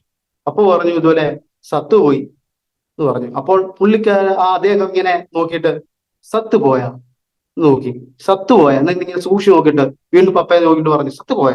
പപ്പ പറഞ്ഞു, ആ സത്തുപോയി. വേറൊന്നും പറഞ്ഞില്ല, വേറൊന്നും സംസാരിച്ചില്ല. പെട്ടെന്ന് തന്നെ അദ്ദേഹം വന്ന ആ ഒരു ആംഗിളിലേക്ക് നോക്കിയിട്ട് രണ്ടുപേരും ഇങ്ങനെ കൈ കാണിച്ച് വിളിച്ചു. അവര് വന്നു. രണ്ട് ചേച്ചിമാരും ഒരു അങ്കിളുമാണ്. അവര് കടന്നു വന്നു. ഈ അപ്പച്ചനാണെങ്കിൽ എന്റെ മുഖത്തേക്ക് ഇങ്ങനെ പിടിച്ചു പ്രാർത്ഥിക്കാൻ തുടങ്ങി. ആ അങ്കിളാണെങ്കിൽ എന്റെ നെഞ്ചത്ത് കൈവച്ചു. ഈ രണ്ട് ചേച്ചിമാര് എന്റെ കയ്യിലും കാലിലും പിടിച്ചു അവിടെ നിന്ന് പ്രാർത്ഥിക്കാൻ തുടങ്ങി. മെഡിക്കൽ കോളേജിന്റെ വരാന്തയിൽ ഒരിക്കലും പ്രാർത്ഥിക്കാൻ സമ്മതിക്കത്തില്ല. അതും കാഷ്വാലിറ്റിയുടെ ഫ്രണ്ടിൽ ഒരിക്കലും പ്രാർത്ഥിക്കാൻ സമ്മതിക്കത്തില്ല. അവിടെ അവര് ചെറുതായിട്ട് പ്രാർത്ഥിക്കാൻ തുടങ്ങിയത് പ്രാർത്ഥനയുടെ ശക്തിയിൽ അവർ പരിശുദ്ധാത്മാവിന്റെ ഒരു വല്ലാത്തൊരു സാന്നിധ്യം, ഒരു അസാധാരണമായിരിക്കുന്ന സാന്നിധ്യം അവിടെ വ്യാപിക്കാൻ തുടങ്ങിയപ്പോൾ പ്രാർത്ഥന ശബ്ദം ഉയരുവാൻ ഇടയെത്തണം. ശബ്ദം ഉയർന്നപ്പം അവിടെ സെക്യൂരിറ്റീസ് കടന്നു വന്നു, പറഞ്ഞു, ഇവിടെ പ്രാർത്ഥിപ്പാൻ പറ്റത്തില്ല, നിങ്ങൾ എന്തോ പറയുന്നത്. കാരണം അവിടെ ഒരുപാട് കേസുകളാണ് അവിടെ കടന്നു വരുന്നത്. അവിടെ ക്രിട്ടിക്കലായിരിക്കുന്ന കാര്യങ്ങളാണ് കടന്നു വരുന്നത്. ഇതിന്റെ ഇടയിലാണ് എനിക്ക് വേണ്ടി ഇവിടെ പ്രാർത്ഥിക്കുന്നത്. പക്ഷെ സെക്യൂരിറ്റീസ് കൂടി, ആൾക്കാർ കൂടി. പക്ഷെ അവരൊന്നും കാര്യമാക്കുന്നില്ല. ഈ പ്രാർത്ഥനയില് എന്റെ അപ്പനും എന്റെ അമ്മയും ബലപ്പെടുവാൻ ഇടയെത്തും. ഈ അപ്പച്ചൻ എനിക്ക് വേണ്ടി പ്രാർത്ഥിച്ച ശേഷം ഒരു തണ്ണി ഇറക്കാൻ ചോദിച്ചു. പപ്പ പറഞ്ഞു, തണ്ണി ഇറക്കെന്ന് പറഞ്ഞു. അങ്ങനെ ആ കുപ്പിയുടെ അടുപ്പിനകത്ത് ഇച്ചിരി വെള്ളം ഇങ്ങനെ ഒഴിച്ചിട്ട് എന്റെ വായിലേക്ക് ഇങ്ങനെ ഒഴിച്ചിട്ട് പ്രാർത്ഥിച്ചിട്ട് അദ്ദേഹം അങ്ങ് പോയി. അദ്ദേഹം അതുപോലെ അങ്ങ് പോയി. അപ്പൊ അമ്മച്ചും കൊണ്ട് പോയി. കുറച്ചു നേരം കഴിഞ്ഞ ശേഷം എന്റെ പപ്പ എന്നെ ഇങ്ങനെ നോക്കിയപ്പം എന്റെ ഇങ്ങനെ ബോഡിയിൽ ഈച്ച പറ്റുന്നുണ്ട്. അപ്പം പപ്പ ഇങ്ങനെ നോക്കിയപ്പം എന്റെ കണ്ണ് അനങ്ങുന്ന പോലെ പപ്പയ്ക്ക് ഫീൽ ചെയ്യാൻ തുടങ്ങി. പപ്പ എന്നെ സൂക്ഷിച്ചിങ്ങനെ നോക്കിയപ്പം ശരിക്കും എന്റെ കണ്ണിരുന്ന് അനങ്ങുന്നുണ്ട്. പെട്ടെന്ന് നോക്കിയപ്പോ എന്റെ ശരീരത്തിൽ നിന്ന് വിയർപ്പ് പൊടിയാൻ തുടങ്ങി. പെട്ടെന്ന് എന്റെ പപ്പ ഓടിച്ചെന്ന് ഡോക്ടർമാരിയിരിക്കുന്ന അകത്തോട്ടൊക്കെ ഓടിച്ചെന്നിട്ട് പറഞ്ഞു, എന്റെ മോൻ മരിച്ചിട്ടില്ല, അവന്റെ ജീവനുണ്ട്, നിങ്ങളൊന്നുകൂടെ വന്ന് നോക്കുവോ എന്ന് പറഞ്ഞപ്പോ ഡോക്ടർ പറഞ്ഞൊരു കാര്യമുണ്ട്, കുഴപ്പമില്ല അങ്ങളെ, അങ്ങനെയൊക്കെയാണ് സംഭവിക്കുക, കുഴപ്പമില്ല അങ്ങളെ. അവര് വിചാരിച്ചത് എന്റെ പപ്പയ്ക്ക് മാനസികമായിരിക്കുന്ന ഒരു തകരാറ് സംഭവിച്ചു കാണും എന്നുള്ള രീതിയിലാണ് അവർ പറയാനിടയുന്നത്. പപ്പയ്ക്ക് അത് മനസ്സിലായി. പപ്പ പറഞ്ഞു, എനിക്ക് അങ്ങനെയുള്ള നിങ്ങൾ ഒരു പക്ഷെ അങ്ങനെ കരുതുമായിരിക്കും എനിക്ക് അങ്ങനെ സംഭവിച്ചതാണ്, പക്ഷെ അങ്ങനൊന്നുമല്ല, എന്റെ മോന് ശരിക്കും ജീവനുണ്ട്, നിങ്ങൾ വന്ന് നോക്ക്. കാരണം ഞാൻ ഒരു ചെറിയ ദേവദാസനാണ്. ഞാൻ 100 കാര്യങ്ങൾ ഞാൻ ചെയ്യുന്നതാണ്.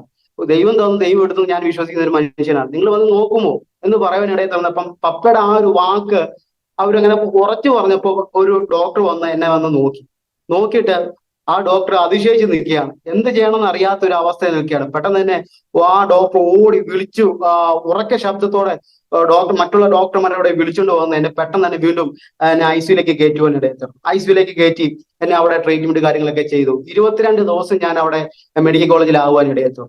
പക്ഷേ ഈ കിടക്കുന്ന സമയത്തെല്ലാം അവര് എന്റെ രോഗം എന്തെന്നുള്ളത് കണ്ടുപിടിക്കാൻ കഴിഞ്ഞിട്ടില്ല. ഇതുവരെ എന്റെ രോഗം എന്താന്നുള്ളത് അവർ കണ്ടുപിടിച്ചിട്ടില്ല.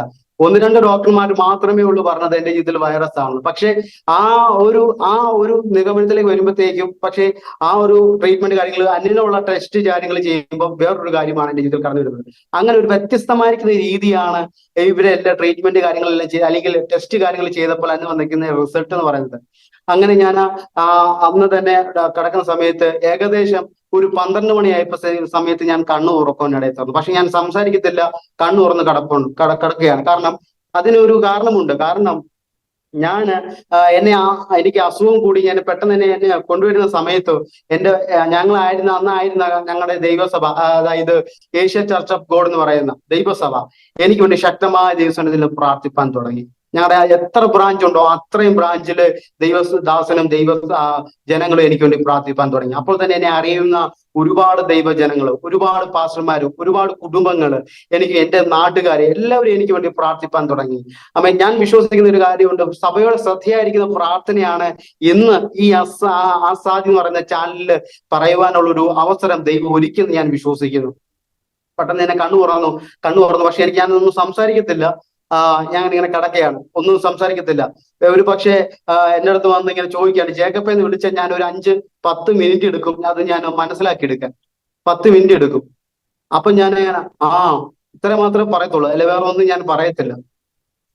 അങ്ങനെ കിടക്കുന്ന സമയത്ത് പിറ്റേ ദിവസം എന്നെ നോക്കിയ മെയിൻ ഡോക്ടർ കടന്നു വന്നിട്ട് എന്നെ ഇങ്ങനെ സൂക്ഷിച്ച് നോക്കി നിൽക്കുകയാണ്.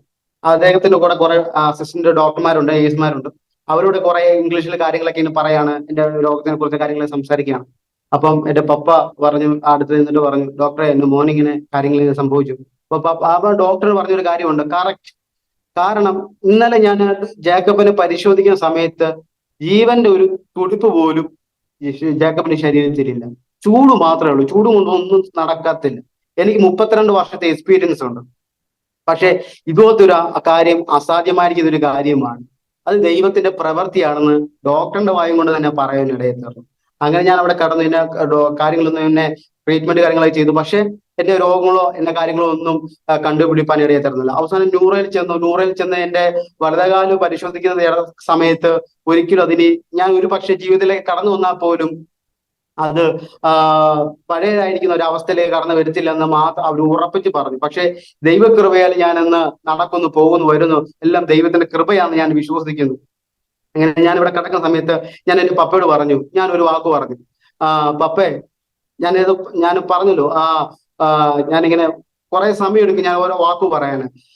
പപ്പയോട് ഞാൻ പറഞ്ഞു, പപ്പേ, ഞാൻ ജീവിതത്തിലേക്ക് കടന്നു വരാനുള്ള കാരണം ദൈവമാണ് എന്നെ വിടുവിച്ചെന്ന് ഞാൻ വിശ്വസിക്കുന്നു. ഞാൻ മരിച്ചുപോയ ഒരു അവസ്ഥയിൽ നിന്ന് ദൈവം വിടുവിക്കാമെങ്കിൽ ഞാൻ നടക്കുന്നുള്ളത് എനിക്ക് നല്ല ഉറപ്പുണ്ട്. നമുക്ക് വീട്ടിൽ പോവാം, നമുക്ക് പ്രാർത്ഥിക്കാം, ദൈവം ഞാൻ നടക്കുന്നുള്ളത് എനിക്ക് വിശ്വാസമുണ്ടെന്ന് പറയാനിട. പപ്പ എന്റെ വാക്കെന്നെ കേട്ടപ്പോഴത്തേക്കും പപ്പ ചെന്നിട്ട് ഡോക്ടറിനടുത്ത് ചോദിച്ചപ്പോൾ ഡോക്ടർ എന്നെ വിടത്തില്ല. കാരണം അന്ന് എനിക്ക് 20 വയസ്സേ ഉള്ളൂ, പഠിക്കുന്ന പ്രായമാണ്. അപ്പം ഡോക്ടർ വിടത്തില്ല, സമ്മതിക്കത്തില്ലെന്ന് പറഞ്ഞു. കാരണം കുഞ്ഞു പ്രായമല്ലേ, അവനിങ്ങനെ വിട്ടു കഴിഞ്ഞാൽ പ്രശ്നം, അങ്ങനെ വിടത്തില്ല. കാരണം അവൻ നടക്കത്തില്ല, ഒന്നും നമുക്ക് എന്തുവെന്ന് പോലും നമുക്ക് കണ്ടുപിടിക്കാൻ കഴിഞ്ഞിട്ടില്ല. ഇതുകൊണ്ട് കാര്യം നടന്നു, കാര്യം ശരിയാണ്, പക്ഷേ നമുക്ക് ഇപ്പം വിടാൻ പറ്റത്തില്ല. പപ്പ പറഞ്ഞു, ശരി, ഞങ്ങൾ ഒരാഴ്ചത്തേക്ക് ഞങ്ങളത് എഴുതി പോകട്ടെ, അങ്ങനെ നമുക്ക് വ്യവസ്ഥയില്ല. പറഞ്ഞു ഞങ്ങൾ പോകുമെന്ന് പറഞ്ഞപ്പോ അവര് പറഞ്ഞു, ഇത് പറ്റത്തില്ല, അങ്ങനെ പോകാൻ പറ്റത്തില്ല.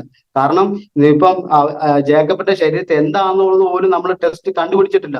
ഇങ്ങനെയുള്ള കാര്യങ്ങളുണ്ട്. പക്ഷെ കാരണം എന്നെ ഒരു കാര്യം നോക്കുമ്പോൾ ആ കാര്യമല്ല, കാരണം നമ്മുടെ മസിൽ ലൂസ് ആവണമെന്നുണ്ടെങ്കിൽ എന്തോ ഒരു ഡോക്ടർമാർ പറഞ്ഞ ഒരു കാര്യം വേണം. പക്ഷെ അത് എനിക്ക് കൂടുതലാണ്. പക്ഷെ എന്റെ മസിൽ അഴിഞ്ഞു കിടക്കാണ്. അങ്ങനെ ഒരു വ്യത്യസ്തമായിരിക്കുന്ന രീതിയാണ്. അപ്പം അവസാനം HOD കടന്നു വന്ന ശേഷം എന്നെ നോക്കി. പക്ഷെ അദ്ദേഹത്തിനും എന്റെ രോഗം എന്തെന്നുള്ള കണ്ടുപിടിക്കാൻ കഴിഞ്ഞില്ല. അങ്ങനെ ഡോക്ടറിന്റെ ഞങ്ങൾ നിർബന്ധത പ്രകാരം ഞങ്ങൾ എഴുതി മേടിച്ച് ഒരാഴ്ചത്തേക്ക് എഴുതി മേടിച്ച് വീട്ടിൽ കടന്നു വന്ന ശേഷം 3 ദിവസത്തെ ദൈവസന്നിധിയിൽ ഉപവാസത്തോടും പ്രാർത്ഥനയുമായിരിക്കാൻ പപ്പയും അമ്മയും ഉപവാസത്തോടെ ഇരിക്കാൻ തീരുമാനിച്ചു. അങ്ങനെ ഞങ്ങളായിരുന്ന ഞങ്ങളുടെ ചർച്ചില് പാസ്റ്ററിനോട് പറഞ്ഞു. അവിടെ എല്ലാവരും കടന്നു വന്നു. ഞങ്ങളുടെ വീട്ടിലിരുന്നു ഉപവാസവും പ്രാർത്ഥനയും തുടങ്ങി. ദൈവസന്നിധിയിൽ എല്ലാവരും പ്രാർത്ഥിച്ചു. കുറെ ഞങ്ങളുടെ അന്നായിരുന്ന കുറെ അപ്പച്ചന്മാരുണ്ട്. അപ്പച്ചന്മാർ കടന്നു വന്നു, എനിക്ക് എണ്ണ പൂശി പ്രാർത്ഥിച്ചു. അവര് കുറച്ച് എണ്ണയും തന്നു. പറഞ്ഞു, ധൈര്യമായിട്ട് പ്രാർത്ഥിച്ച് എണ്ണ പുരട്ടിക്കോ, അത് നടക്കും, ദൈവം വിടുവിക്കും എന്ന് പറഞ്ഞ് അവർ പോകാനിടയിൽ. ഞാൻ ചുരുക്കം പറഞ്ഞാല് ഞാൻ 6 മാസത്തിനകത്ത് ഞാൻ നടക്കുവാൻ തുടങ്ങി. കാരണം ആദ്യത്തെ ഒരാഴ്ച കഴിഞ്ഞപ്പോഴത്തേക്ക് എൻ്റെ ഈ മരവിച്ചിരുന്ന കാലിനകത്ത് ചൂട് വരാൻ തുടങ്ങി. ഒരു മാസം കഴിഞ്ഞപ്പോഴത്തേക്കും ഞാൻ പയ്യെ എഴുന്നേറ്റ് പയ്യെ നടക്കാൻ തുടങ്ങി. അങ്ങനെ എൻ്റെ ജീവിതത്തിലേക്ക് ഞാൻ കടന്നു വരുവാൻ ഇടയായി. അമേൻ. ഞാൻ ഇപ്പോൾ ചിന്തിക്കുന്ന ഒരു കാര്യമുണ്ട്. അപ്പോഴാണ് ഞാൻ മനസ്സിലാക്കുന്നത് എന്തുകൊണ്ടാണെന്ന് അന്ന് ആ വാക്ക് എൻ്റെ ജീവിതത്തിൽ എന്തുകൊണ്ട് എന്നെ ഇടപെട്ടു എന്നുള്ളത് ഞാൻ ഇപ്പോഴാണ് സത്യത്തിൽ ഞാൻ മനസ്സിലാക്കാൻ ഇടയായിത്തീരുന്നത്. കാരണം എന്താണ് എന്നുള്ളത് ദൈവം എന്നെ ബലപ്പെടുത്തുവാൻ, എന്താണെന്നുള്ളത് എന്റെ ദൈവം എന്നെ മനസ്സിലാക്കി തരുവാൻ ഇടയായിത്തീരുന്നു. കാരണം നമ്മുടെയൊക്കെ ജീവിതത്തിൽ പലതായിരിക്കുന്ന നമ്മുടെ ആഗ്രഹങ്ങളുണ്ട്, പലതായിരിക്കുന്ന കാര്യങ്ങളുണ്ട്. പക്ഷേ നമ്മൾ അതിനൊക്കെ നമുക്ക് എല്ലാം വേണം. പക്ഷേ നമ്മൾ മരിക്കാൻ കിടക്കുമ്പോൾ ഞാൻ ചിന്തിക്കുന്ന ഒരു കാര്യമുണ്ട്, ഞാൻ ഇപ്പോഴും ചിന്തിക്കുന്ന ഒരു കാര്യമുണ്ട്. നമ്മൾ മരിക്കാൻ കിടക്കും, നമ്മുടെ മരണസമയം ആകുമ്പോൾ നമ്മൾ എത്ര പേർക്ക് ഉറപ്പ് പറയാൻ കഴിയും നമ്മൾ സ്വർഗരാജ്യത്തിൽ കടന്നു പോകും എന്നുള്ളത്? ആ ഒരു ഉറപ്പ് നമ്മൾ ശക്തമായി നമ്മൾ പ്രാപിക്കേണ്ട ഒരു കാര്യമുണ്ട്. നമുക്ക് ഉറപ്പുണ്ടായിരിക്കണം, നമ്മൾ സ്വർഗരാജ്യത്ത് കടന്നു പോകുന്നുള്ള ഒരു ഉറപ്പ് നമ്മുടെ ജീവിതത്തിൽ ഉണ്ടായിരിക്കണം. പക്ഷെ പലപ്പോഴും നമുക്കത് പ്രാപിക്കാൻ കഴിയാത്തൊരു അവസ്ഥ നമ്മുടെ ജീവിതത്തിലുണ്ട്. അതെല്ലാം നമ്മുടെ ജീവിതത്തിൽ നിന്ന് മാറണം. നമ്മുടെ ജീവിതത്തിൽ മാറി ദൈവമായിരിക്കുന്ന ഒരു അഭിഹിതമായിരിക്കുന്ന ഒരു ബന്ധം നമ്മുടെ ജീവിതത്തിൽ കടന്നു വരണം. നമ്മൾ അങ്ങനെ കടന്നു വരുമ്പോൾ നമ്മുടെ ജീവിതത്തിൽ അസാധാരണമായിരിക്കുന്ന മേഖലയിലൂടെ കടന്നു പോകാൻ ഇടയെത്തിരും. അപ്പൊ ഒരു പക്ഷെ ഞാൻ അന്ന് അമേരിക്ക കടന്നു പോകണം ഞാൻ ആഗ്രഹിച്ചു, ജോലിയുടെ മേഖലയിൽ കടന്നു പോകണം ഞാൻ ആഗ്രഹിച്ചു. പക്ഷേ ദൈവം വിചാരിച്ചത് മറ്റൊരു രീതിയിലായിരിക്കാം, മറ്റുള്ള ഒരു മേഖലയിലായിരിക്കാം. ഒരു പക്ഷേ എന്റെ ഒരു സാക്ഷ്യം അല്ലെങ്കിൽ എന്റെ ഒരു വാക്ക് അല്ലെങ്കിൽ എന്റെ ദൈവം വിടുവിച്ചൊരു കാര്യം മറ്റുള്ള ഒരാളോട് പറയാനായിരിക്കും ദൈവം ഒരു പക്ഷെ എന്നെ ദൈവം കണ്ടത്. ഇത് ഞാൻ ഇന്ന് മനസ്സിലാക്കുന്നു, ഞാൻ അതിൽ ശക്തമായി വിശ്വസിക്കുന്നു. അതിനുശേഷം അന്ന് ഞാൻ വയ്യാതെ കിടക്കുന്ന സമയത്ത് ഒരുപാട് പേര് എന്നെ കാണാൻ വന്നിട്ടുണ്ട്. അതിൽ കുറെ പേര് എന്നെ നല്ല കാര്യങ്ങൾ പറഞ്ഞു, കുറെ പേര് എന്നെ വിഷമപ്പെടുത്തുന്ന കാര്യങ്ങൾ എന്നോട് പറയാനിടയെത്തുന്നു. ഇങ്ങനെ കടന്ന് മരിച്ചു പോകത്തേ ഉള്ളൂ, ഇങ്ങനെയുള്ള കാര്യങ്ങളൊക്കെ പറയാനിട എന്റെ മുഖത്ത് നോക്കി പറയാനിടയെത്തുന്ന അവസ്ഥകളൊക്കെ ഉണ്ട്. പക്ഷേ ഞാൻ ചിന്തിക്കുന്ന കാര്യമുണ്ട്, അവരുടെയൊക്കെ നടുവില് ദൈവം എന്നെ വളരെയധികമായി അത്ഭുതകരമായിട്ടാണ് ഇപ്പോൾ കൊണ്ടുപോകുന്നത്. എന്റെ വിവാഹം കഴിഞ്ഞ് 25-ാമത്തെ വയസ്സിലാണ്. കൊറോണ ടൈമിലാണ് എന്റെ വിവാഹം കഴിഞ്ഞത്. 25-ാമത്തെ വയസ്സിലാണ് എന്റെ വിവാഹം കഴിഞ്ഞത്. അനുഗ്രഹമായിരിക്കുന്ന ഒരു കുടുംബം എനിക്ക് നൽകി തരുവാനിടയെത്തുന്നു. അനുഗ്രഹമായിരിക്കുന്ന ഒരു തലമുറ ദൈവം നൽകി തരുവാനിടയെത്തുന്നു. ഇത് ഞാൻ വിശ്വസിക്കുന്ന കാര്യമുണ്ട്, ദൈവത്തിന് കഴിയാത്തതായിരിക്കുന്ന ഒരു കാര്യവുമില്ല. അപ്പൊ നമ്മൾ വചനം വായിക്കുമ്പോൾ ഒരു ലൂക്കോസ് സുവിശേഷം 7-ാം അധ്യായം അതിന്റെ 11-ാം വാക്യത്തിൽ ഇപ്രകാരം ഒരു വാക്യം കിടപ്പുണ്ട്. എന്നെ വളരെയധികമായി എന്നെ ബലപ്പെടുത്തിയത്, എന്നെ ചിന്തിപ്പിച്ചതായിരിക്കുന്ന ഒരു വാക്യമാണ്. അതായത് നൈൻ എന്ന പട്ടണത്തിൽ ഒരു വിധവയുണ്ട്. ആ വിധവയ്ക്ക് ഒരു ഏകജാതനായിരിക്കുന്ന മകനാണ്. ആ ഒരു മകനാണ് മരിച്ചുപോയത്. അപ്പോൾ അതിനകത്ത് നമുക്ക് മനസ്സിലാക്കുന്ന ഒരു കാര്യമുണ്ട്, ഒരു സ്ത്രീക്ക് ഏറ്റവും വലിയ ബലം എന്ന് പറയുന്നത് ഒരു ആരോഗ്യവാനായിരിക്കുന്ന ഒരു ഭർത്താവാണ്. ആ ഭർത്താവ് കഴിഞ്ഞ ശേഷമാണ് അല്ലെങ്കിൽ അവരുടെ മക്കള് കടന്നു വരുന്നത്. ഒരു ഭർത്താവാണ്. പക്ഷെ ആ ഭർത്താവ് എന്ത് ചെയ്തു? പൊടുതന്നെ എന്തോ ചെയ്തു? മരിച്ചുപോയി. പിന്നെ ഉള്ള ഒരു ബലം എന്ന് പറയുന്നത് അവന്റെ ഒരു മകനാണ്. എനിക്കൊരു മകനുണ്ട്, എന്റെ കാര്യങ്ങളെല്ലാം നടത്തുവാൻ, എന്റെ കാര്യങ്ങളെല്ലാം കൊണ്ടുപോകാൻ എനിക്കൊരു മകനുണ്ട്. പക്ഷെ ആ മകനും എന്തായി? മരിച്ചുപോയി. എല്ലാ പ്രതീക്ഷകളും അവിടെ അസ്തമിച്ചു. ഇനി ഒരു കാര്യവുമില്ല. ആ സമയത്താണ്, അസ്തമിച്ച സ്ഥാനത്താണ് ദൈവത്തിന്റെ പ്രവൃത്തി അവിടെ വെളിപ്പെടുവാൻ ഇടയുന്നത്. ഞാനത് ഭയങ്കര അധികമായി എന്നെ ചിന്തിപ്പിച്ച ഒരു വേദഭാഗമാണ്. ദൈവം യേശുക്രിസ്തു കടന്നു വന്നു, അവിടെ പ്രശ്നത്തിന് മേൽ ദൈവം പരിഹാരം കൊടുക്കുവാൻ ഇടയുന്നു. ഇങ്ങനെയാണ് പലപ്പോഴും നമ്മുടെ ജീവിതത്തിലും അതുപോലെയാണ്. പലപ്പോഴും നമ്മൾ അസ്തമിച്ചതായിരിക്കുന്ന മേഖലകളിൽ ദൈവത്തിന്റെ സാന്നിധ്യം കടന്നു വരുവാൻ ഇടയെത്തിയിരിക്കും. അതിന് നമ്മൾ എന്ത് ചെയ്യണം? അഭേദമായിരിക്കും ദൈവമായിരിക്കുന്ന ഒരു ബന്ധം നമ്മുടെ ജീവിതത്തിൽ ഉണ്ടാകണം. അങ്ങനെ ഉണ്ടാകുമ്പോഴാണ് നമ്മുടെ ജീവിതത്തിൽ ദൈവം പ്രവർത്തിപ്പാൻ ഇടയായിത്തീരുന്നത്. ഞാൻ വിശ്വസിക്കുന്ന ഒരു കാര്യമുണ്ട്, എനിക്ക് ഇങ്ങനെ ഒരു അവസരങ്ങൾ കിട്ടിയത് ഞാൻ വിശ്വസിക്കുന്ന ഒരു കാര്യമുണ്ട്, അനേകരുടെ മരിച്ചതായിരിക്കുന്ന അവസ്ഥകളെ ദൈവം ജീവിപ്പാൻ ഇടയായിത്തീരും. ഞാൻ വിശ്വസിക്കുന്ന ഒരു കാര്യമുണ്ട്, ഞാൻ അങ്ങനെ തന്നെ ദൈവം ചെയ്യുവാൻ ഇടയായിത്തീരും എന്ന് ഞാൻ വിശ്വസിക്കുന്നു. അങ്ങനെ ഇപ്പോൾ ദൈവകൃപയാൽ നിങ്ങൾ ഇപ്പോഴത്തോളം ആയിക്കൊണ്ടിരിക്കുന്നു. അന്നൊക്കെ ഞാൻ ഇപ്പോഴും എനിക്ക് സംസാരത്തിന് ഒരു ചെറിയൊരു പ്രശ്നങ്ങൾ കാണുന്നുണ്ട്. കാരണം സംസാരത്തിനായാലും സംസാരത്തിന് എനിക്ക് ചെറിയൊരു പ്രശ്നമുണ്ട്. കാരണം എന്റെ ജീവിതത്തിലേക്ക് ഞാൻ ഇപ്പൊ 8 വർഷത്തോളം ആവുന്നു, എങ്കിലും റിക്കവറായി കടന്നു വരുന്നതേ ഉള്ളൂ. എങ്കിലും ദൈവത്തോളം എന്നെ അത്ഭുതകരമായിട്ട് കൊണ്ടുപോകുന്നു. അമ്മേ, അപ്പോൾ തന്നെ എനിക്ക് ഞാനിങ്ങനെ ചിന്തിക്കുന്ന സമയത്ത് വളരെ സന്തോഷമുണ്ട്. കാരണം ഇതുപോലെ ചാനലിൽ എനിക്കിങ്ങനെ പറയാൻ കിട്ടുമെന്നൊന്നും ഞാൻ ചിന്തിച്ചൊരു കാര്യമല്ല. പക്ഷേ ഞാൻ ദൈവത്തോളം എന്നെ കൊണ്ടുവരുവാൻ ഇടയെ തീർന്നു. ഞാൻ വളരെയധികമായി ദൈവസന്നിധിയിലും, അപ്പോൾ തന്നെ സുനിലൈക്കാട് പാസ്റ്റർ കർത്താവിദാസനെ ഞാൻ കുട്ടിക്കാനത്ത് വെച്ചാണ് പരിചയം. അങ്ങനെ അവിടെ ഞാൻ സാക്ഷ്യം പറയാൻ വേണ്ടി ദൈവദാസനായിരിക്കുന്ന മോൻസിച്ചാന്, അപ്പോൾ തന്നെ രാജു പാസ്റ്റങ്ങള്, എബിച്ചാന്, ഇങ്ങനെയുള്ള ദൈവദാസന്മാരോടുള്ള ബന്ധമാണ് എനിക്ക് അവിടെ ഒരു അവസരങ്ങൾ ഇങ്ങനെ ഇടയായി കിട്ടുവാൻ ഇടയെത്തീർന്നത്. അങ്ങനെയാണ് സുനിൽ പാസ്റ്ററിനെ എനിക്ക് കണ്ടുമുട്ടുവാനൊക്കെ ഇടയെത്തീർന്നത്. അതൊക്കെ ആ മീറ്റിംഗ് ഒക്കെ എന്റെ ജീവിതത്തിൽ ഭയങ്കര അനുഗ്രഹമായിരുന്നു, ബ്ലെസ്സിങ് ആയിരുന്നു. അദ്ദേഹം അന്ന് പറയാൻ ഇടയെത്തീർന്നു, ശക്തമായി പ്രാർത്ഥിക്ക്, നാളുകളിൽ ദൈവം വളരെ ഉപയോഗിക്കും. ഇതുപോലെ ആസാദി ചാനലുണ്ട്, അതിലൊക്കെ സാക്ഷ്യം പറയണമെന്നൊക്കെ എന്റെ അടുത്ത് പറയാൻ ഇടയെത്തീർന്നു. ഞാൻ അങ്ങനെ അതേ സ്ഥലത്ത് പ്രാർത്ഥിപ്പാൻ ഇടയെത്തീർന്നു. അദ്ദേഹം ഇങ്ങനൊരു വേദി ഒരുക്കി തന്നെ പ്രത്യേകമായിരിക്കും നന്ദി അദ്ദേഹത്തിനെ അറിയിക്കുന്നു. അപ്പോൾ തന്നെ ആസാദി ചാനലിലേക്ക് ഞാൻ നന്ദി അറിയിക്കുന്നു. ഇതുപോലെ എന്നെ എളിവനായിരിക്കുന്ന എന്നെ ഇതുപോലെ ഒരു സാക്ഷ്യം പറയാനുള്ള ഒരു അവസരം നൽകി തന്നെ അദ്ദേഹത്തെ നിങ്ങൾ ധാരാളമായി അനുഗ്രഹിക്കണമെന്ന് പറയുന്നു. എന്റെ സാക്ഷ്യത ഞാൻ ചുരുക്കും. കർത്താവിന് സ്തോത്രം. ഒരു മിനിറ്റ്. കർത്താവിന് സ്തോത്രം. അതെ, ദൈവത്തിന് ഭയങ്കര സാക്ഷിയാണ് കേട്ടോ. എനിക്ക് പറയാൻ വാക്കുകളില്ല. ദൈവത്തിൻ്റെ സ്തോത്രം, പറയാൻ വാക്കുകളില്ല. കുറേ ചോദ്യങ്ങൾ മനസ്സിൻ്റെ അകത്ത് വരുന്നുണ്ട്. ഒന്ന്, ഈ സാധാരണ നമ്മൾ ചോദിക്കും, മരിച്ചു കഴിഞ്ഞ ശേഷമുള്ള എന്തെങ്കിലും അനുഭവം ഓർമ്മയുണ്ടോ എന്ന്. എപ്പോഴാണ് നമുക്കൊരു ഓർമ്മ തിരിച്ചു കിട്ടിയത്? ആ സമയം ഓർമ്മയുണ്ടോ? നമ്മൾ ഇങ്ങനെ പതിയെ അല്ലേ, നമ്മുടെ കേൾവി കുറയുന്നു, കാഴ്ച കുറയുന്നു, ഒരു ഷോക്ക് പോലെ തോന്നുന്നു. പിന്നെ അതിന് ശേഷം പിന്നെ ഓർമ്മ എപ്പോഴാണ് തിരിച്ചു കിട്ടുന്നത്? അത് ശേഷം എനിക്ക് ഓർമ്മകളൊക്കെ തിരിച്ചു കിട്ടുന്ന 21 ദിവസം കഴിഞ്ഞപ്പോഴാണ്. ഒരു ഉറക്കത്തിൽ നിന്ന് ഉണർന്ന് വരുന്ന പോലെ വരുന്നു. എനിക്ക് മനസ്സിലാക്കാൻ ഒരുപാട് സമയം എടുക്കും. ഇപ്പൊ ഒരു കാര്യം വന്ന് പറഞ്ഞ എനിക്ക് ഒരുപാട് സമയം എടുക്കും. ഞാനിങ്ങനെ മനസ്സിലാക്കാം. അങ്ങനെയാണ് ഞാൻ ആ ഒരു നിമിഷത്തിലായിരുന്നത്. ഇപ്പോഴായാലും എനിക്ക് അതിൻ്റെതായിരിക്കുന്ന ചെറുതായിട്ടുള്ള ഒരു പ്രശ്നങ്ങൾ ഉണ്ട്. ദൈവം ബലപ്പെടുത്തിക്കൊണ്ടിരിക്കുന്നു. ആ മരിച്ച അല്ലെങ്കിൽ ആ ബോധം പോയ ആ സമയം, പിന്നെ ഹോസ്പിറ്റലിൽ വരുന്നു, അവിടെ വെച്ച് മരണം ഡിക്ലെയർ ചെയ്യുന്നു, പിന്നെ ബോഡി കൊണ്ടിരുന്നു. എളുപ്പമൊന്നും ബോഡി കൊണ്ടുവരത്തില്ലല്ലോ അല്ലേ? എത്ര സമയം ഗ്യാപ്പ് ഉണ്ടായിരുന്നു? അതിനെക്കുറിച്ച് വല്ലതും ആരെങ്കിലും പറഞ്ഞ അറിവുണ്ടോ ഏകദേശം? അത് ഇവിടെ എന്നെ കാണിച്ചു, അവിടെ ഹോസ്പിറ്റലിൽ കാണിച്ചു. ഡോക്ടർമാരൊക്കെ ചെക്ക് ചെയ്ത ശേഷം അവർ പെട്ടെന്ന് പറഞ്ഞു ബോഡി മോർച്ചിലോട്ട് വെക്കാൻ പറഞ്ഞു.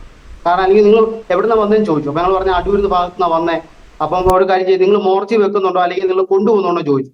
അപ്പൊ പപ്പ പറഞ്ഞു കൊണ്ടുപോവാം എന്നുള്ള രീതിയിലാണ് ഞങ്ങൾ നിൽക്കുന്നത്. അതുകൊണ്ട് അപ്പം അല്ല പോകാനുള്ള ഡോക്ടർമാരായിരിക്കുന്ന രീതിയിലുള്ള കുറെ കാര്യങ്ങളൊക്കെ ഉണ്ടല്ലോ. അങ്ങനെ എന്നെ സ്ട്രെച്ചിൽ ഇങ്ങനെ കിടത്തിയേക്കുമായിരുന്നു. അപ്പോഴത്തേക്കും അവിടെ കേസുകൾ ഇങ്ങനെ വന്നുകൊണ്ടേ ഇരിക്കുക. കാരണം ശനിയാഴ്ച ദിവസം അവിടെ ഭയങ്കര തിരക്കാണ് എന്നെ നോക്കിയിരുന്ന ആ ഒരു മേഖലയിൽ എന്ന് പറയുന്നത്. അപ്പൊ അതുകൊണ്ട് ഞാൻ അങ്ങനെ കിടക്കുന്ന സമയത്താണ് ഈ സംഭവങ്ങളൊക്കെ നടക്കുന്നത്. അതെ, എന്തായാലും കുറെ സമയങ്ങൾ എടുത്ത് കാണാം അല്ലേ? കുറെ സമയങ്ങൾ എടുത്ത് കാണാം. കാരണം മരണം ഡിക്ലെയർ ചെയ്ത് വെളിയിൽ കൊണ്ടുവന്ന് ബോഡി ഇനി വിട്ടുകൊടുക്കാനുള്ള പ്രോസസ്സുകളൊക്കെ നടക്കുന്നു. അതെ, പ്രൊസീജിയേഴ്സൊക്കെ നടക്കുന്നു. ആ സമയത്ത് ഒരു സ്ട്രെച്ചറും തള്ളിക്കൊണ്ട് ഒരു അപ്പച്ചൻ വരുന്നു. അത് ഭയങ്കര സീനാണ്. ഞാനത് എൻ്റെ മനസ്സിലിങ്ങനെ കാണുകയായിരുന്നു. അപ്പച്ചൻ്റെ കയ്യിൽ ഒരു സ്ട്രെച്ചറുണ്ട്, അതിനകത്ത് അപ്പച്ചൻ്റെ പ്രിയപ്പെട്ട ആരോ രോഗിയുണ്ട് അല്ലേ? ഒരു അമ്മച്ചിയുണ്ട്. ഞാൻ എന്താ ചിന്തിച്ചെന്നറിയാമോ? നമ്മൾ ആരെങ്കിലുമാണ് ആ സിറ്റുവേഷൻ, നമ്മുടെ കയ്യിൽ തന്നെ വലിയൊരു ഭാരമുള്ള പ്രശ്നം കൊണ്ട് തള്ളിക്കൊണ്ട് വരുമ്പോൾ വേറൊരാളുടെ പ്രശ്നത്തിൽ ഇടപെടുമോ? നമ്മുടെ കയ്യിലൊരു പ്രശ്നം ഉള്ളപ്പോൾ നമ്മുടെ വിശ്വാസം കുറയും. നമ്മൾ പിന്നെ പറയും എനിക്ക് തന്നെ തലവേദനയാണ്, പ്രശ്നമാണ്, രോഗമാണ്, വിഷയം, ഞാനങ്ങനെ വേറെ ആളുകൾക്ക് വേണ്ടി പ്രാർത്ഥിക്കുന്നല്ലേ? പക്ഷെ ആ അപ്പച്ചൻ്റെ ധൈര്യം, വിശ്വാസം സമ്മതിച്ചേ പറ്റത്തുള്ളൂ. തള്ളിക്കൊണ്ട് വരുന്ന സ്ട്രെച്ചർ അവിടെ വെച്ചിട്ട് തൻ്റെ കൂടെ വന്ന ആരെയോ വിളിച്ചിട്ട്, അതും ആവർത്തിച്ച് ചോദിച്ചു ശത്തുപോയോ അല്ലേ? ശത്തുപോയെന്ന് മരിച്ചെന്ന് ഉറപ്പാക്കിയ ആൾക്ക് വേണ്ടിയാണ് പ്രാർത്ഥിക്കുന്നത്, അല്ലാതെ രോഗിക്ക് വേണ്ടിയല്ല. അതെ അതെ അതെ. അത് നമ്മളാണെങ്കിൽ മരിച്ചെന്ന് കേട്ടാൽ പിന്നെ അത് വിഷമം കാണിച്ചിട്ട് അങ്ങ് പോകും. ഇവർ തമിഴരായിരുന്നു അല്ലേ? തമിഴല്ല. ഒരു പിടിയുമില്ല ആരാന്നുള്ളത്. ആരാന്ന് ഒരു പിടുത്തമില്ല. അദ്ദേഹം ഒരു നമ്പർ എഴുതി തന്നു, പക്ഷെ ആ നമ്പർ ഇപ്പൊ കയ്യിലില്ല. എന്റെ ഈ എന്നെ അന്ന് നോക്കിയിരുന്ന എല്ലാ സാധനവും ഞാനിങ്ങനെ സൂക്ഷിച്ചു വെച്ചിട്ടുണ്ട് ഇപ്പോഴും. ഓക്കെ. അന്ന് പിന്നെ ഈ പപ്പയുടെ ഈ നമ്പർ എഴുതി കൊടുത്തിരുന്നു. അതെ, നമ്പർ എഴുതി കൊടുത്തിരുന്നു. അയ്യോ, ആ നമ്പറിനകത്ത് എന്തോ ആ നമ്പറിനകത്ത് പപ്പ എന്നോട് പറഞ്ഞൊരു കാര്യമുണ്ട്. ഇപ്പൊ ഞങ്ങളുടെ അത് മിസ്സിംഗ് ആയിപ്പോയി. അത് ഭയങ്കര ഒരു കാര്യമായിപ്പോയി. അത് ഞങ്ങളുടെ ഉണ്ടായിരുന്നത്. ആ നമ്പറിനകത്ത് ഇങ്ങനെ 10 പൂജ്യം എഴുതിയിട്ട് ഇങ്ങനെ വെട്ടി വെച്ചേക്കുമായിരുന്നു. 10 പൂജ്യം എഴുതി വെട്ടി വെച്ചേക്കുമായിരുന്നു. അതെന്താ സംഭവം? പിന്നെ പപ്പ ആ നമ്പർ നോക്കുമ്പോൾ അങ്ങനെയാ കാണുന്നത്. അതെ അതെ. നമ്മുടെ ബുദ്ധിക്കൊക്കെ അപ്രമേയമായ കാര്യമാണ്. എൻ്റെ ആ നമ്പരും എൻ്റെ എല്ലാം ഉണ്ടായിരുന്നു. പക്ഷെ ഞങ്ങള് വീട് മാറിയ സമയത്ത് എൻ്റെ അത് മിസ്സിംഗ് ആയിപ്പോയി. എന്നിട്ട് ഈ അപ്പച്ചൻ രണ്ടുപേരെ വിളിക്കുന്നത് അവരും തമിഴ് ആണോ സംസാരിച്ചത്? അതെ അതെ അതെ അതെ. പപ്പ ഇത് കഴിഞ്ഞ ശേഷം അവിടെ എല്ലാം പോയി ചെക്ക് ചെയ്തു. എനിക്കിങ്ങനെ വന്ന സമയത്ത് പിറ്റേ ദിവസം പപ്പ അവിടെ എല്ലാം പോയി ചെക്ക് ചെയ്തു. അവിടെ ഫ്രണ്ട് ഓഫീസിലേക്ക് പോയി ചെക്ക് ചെയ്തു. ഇതിലൊരു തമിഴായിട്ടുള്ള ആരെങ്കിലും വന്നിട്ടുണ്ടെങ്കിൽ ചെക്ക് ചെയ്തു. അവരെല്ലാം പറഞ്ഞു അവിടെ അങ്ങനെ ഒരാൾ വന്നിട്ടില്ലെന്നാ പറഞ്ഞത്. ആ സെക്യൂരിറ്റി, ഞങ്ങൾ അന്ന് കടന്ന് സെക്യൂരിറ്റി അടുത്ത് ചോദിച്ചു, ഇതുപോലെ ഒരു ആൾ ഞങ്ങളന്ന് പ്രാർത്ഥിച്ച ഒരാളെ കണ്ടായിരുന്നോ, അദ്ദേഹത്തെ വല്ലതും കണ്ടാന്ന് ചോദിച്ചു. പറഞ്ഞാൽ അവിടെ അങ്ങനെ ആൾ വന്നിട്ടില്ലെന്ന് പറഞ്ഞു. അയ്യോ, സ്തോത്രം. നമുക്ക് വാക്കുകളില്ല, കാരണം നമ്മുടെ ബുദ്ധിക്ക് അപ്പുറമായതുകൊണ്ട് ദൈവത്തിനെ അറിയത്തുള്ളൂ അതാരാണെന്നുള്ളത്. എന്തായാലും ഒരു കാര്യം ഉറപ്പാ, സ്വർഗത്തിൽ നമ്മൾ ഒരു സമയത്ത് ചെല്ലുമ്പോൾ അതൊക്കെ നമുക്ക് വലിയ ക്യൂരിയോസിറ്റി ആയിരിക്കും അറിയാനല്ലേ.